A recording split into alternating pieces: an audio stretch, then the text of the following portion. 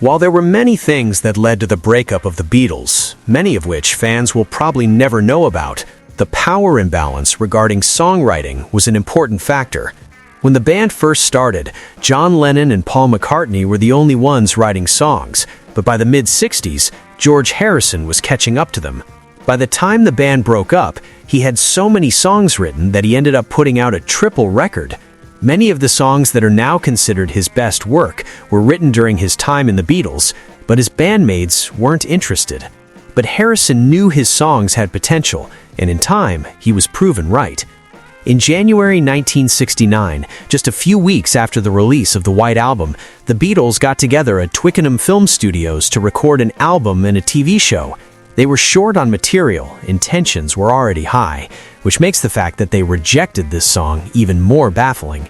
In Peter Jackson's documentary, The Beatles Get Back, fans can see the moment George Harrison presents one of his iconic songs, All Things Must Pass, to Paul McCartney during one of their earlier rehearsals for what would become their last release, Let It Be. Throughout their month of rehearsal and recording, the Fab Four played the song a few times, but it was clear from the beginning that Lennon and McCartney were not as enthusiastic about the song as the younger Beatle was. Eventually, as it unfortunately happened with a lot of Harrison's compositions, the song was put aside. Harrison was disappointed, but sadly not surprised. By then, he was already disillusioned with the creative process within the band. All Things Must Pass reflects those feelings. The lyrics talk about the end of an era, about how nothing lasts forever, and that's okay, because all things must pass away eventually.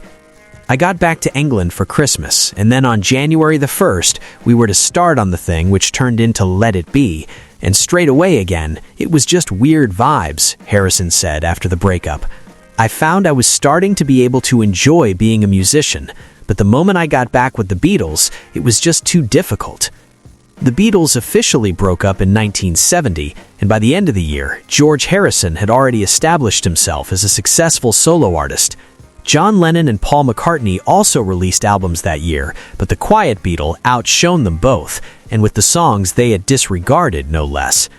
All Things Must Pass is a triple record that topped the UK and US charts, including iconic songs such as My Sweet Lord, What Is Life, the title track, of course, and another song that the Beatles had rejected, Isn't It a Pity? This last song was written back in 1966 and had been left out of all the albums the Beatles put out since then. Harrison explained that Lennon and McCartney had such a lot of tunes, and they automatically thought that theirs should be the priority. So for me, I'd always have to wait through 10 of their songs before they'd even listen to one of mine. That's why All Things Must Pass had so many songs, because it was like, I'd been constipated. But the situation wasn't only frustrating for the guitarist, it also impacted his self-esteem. But despite his bandmates' dismissal at the time, Harrison had been quietly honing his craft for years, and by the time All Things Must Pass came out, he dazzled the world. He was the first Beatle to get a #1 album, and his collaborations with legends such as Eric Clapton, Bob Dylan, and Billy Preston really proved to the world that he didn't need Lennon and McCartney to shine.